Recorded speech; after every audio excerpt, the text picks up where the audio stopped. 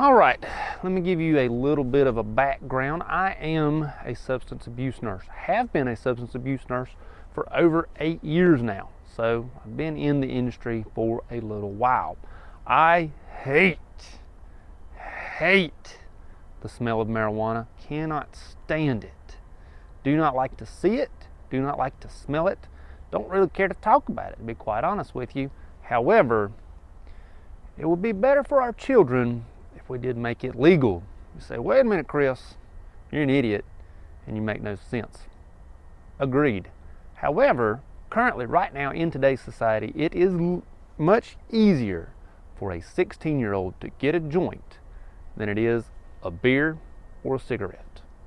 Two legal substances, which are legal after the age of 21 or 18, depending upon your area, that is harder to get than a marijuana, piece of marijuana joint. Yes, that's true. Another thing to mention, currently in today's society, people are mixing plenty of things into your marijuana.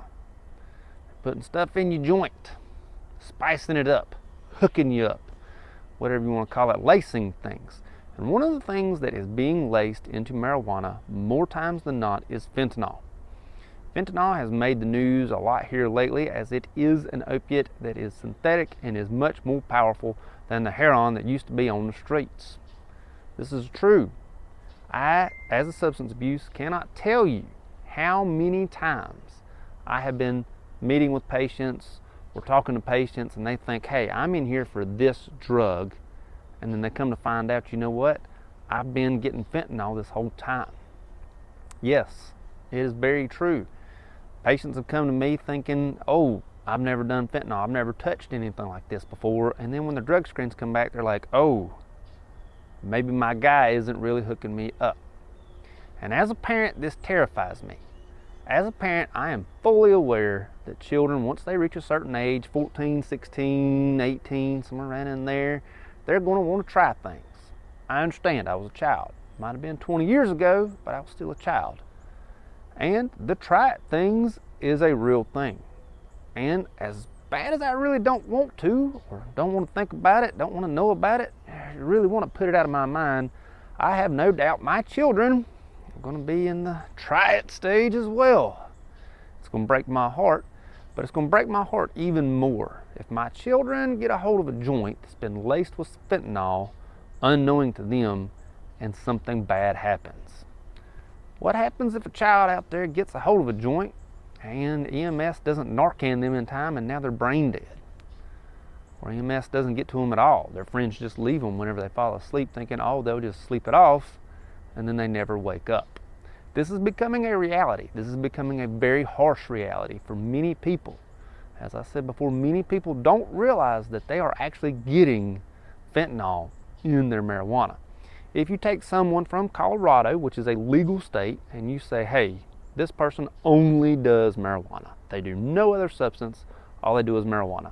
And then you take another person from, let's say, North Carolina, where I am, where it is illegal, marijuana is illegal. You say, this person only does marijuana.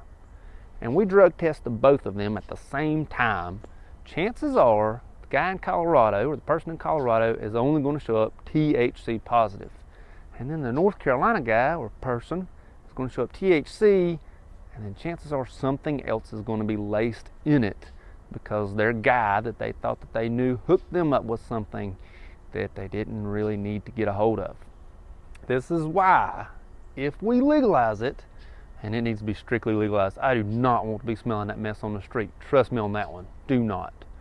But if we legalize it, we could help protect our children, which is something I am very, very mindful of, is protecting my children, because I know full well and good that the day's going to come when they show up at the house with the munchies.